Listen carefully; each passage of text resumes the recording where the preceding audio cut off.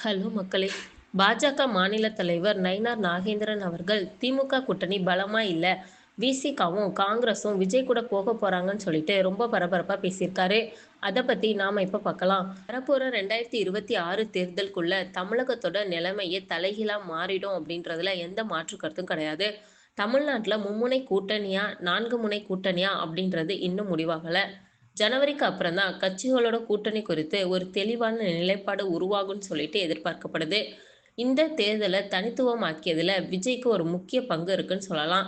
இந்த 2026 தேர்தல் திமுக வேணுமா வேணாமா அப்படின்றது மட்டும்தான். தேர்வுக்கு முந்தைய கருத்து கணிப்புகள் திமுகவுக்கு சாதகமா இருந்தாலும் விஜயோட 20% வாக்குகளை நிச்சயம் உடைப்பாரு அப்படின்னு சொல்லிட்டு இருக்காங்க அரசியல் விமர்சகர்கள். ஆனா தமிழகத்தோட பிரதான கட்சிகளான திமுக, அதிமுகவோட கூட்டணிக்குள்ள உட்கட்சி பூசல்கள் நிச்சயமா இருக்கும்.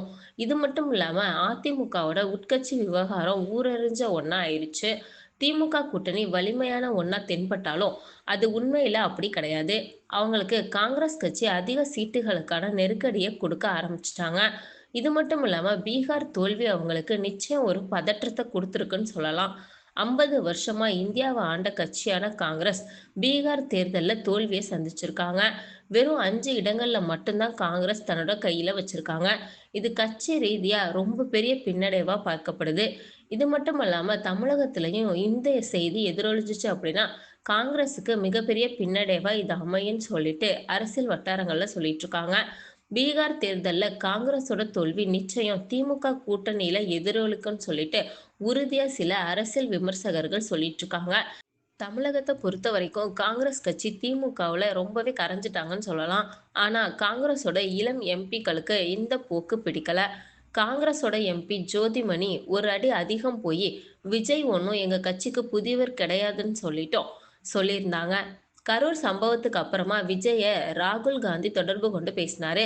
அதுக்கப்புறமா ராகுல் காந்தியோட நெருக்கமான நிர்வாகியான பிரவீன் சக்கரவர்த்தி அடிக்கடி விஜய சந்திச்சதா சொல்லப்படுது.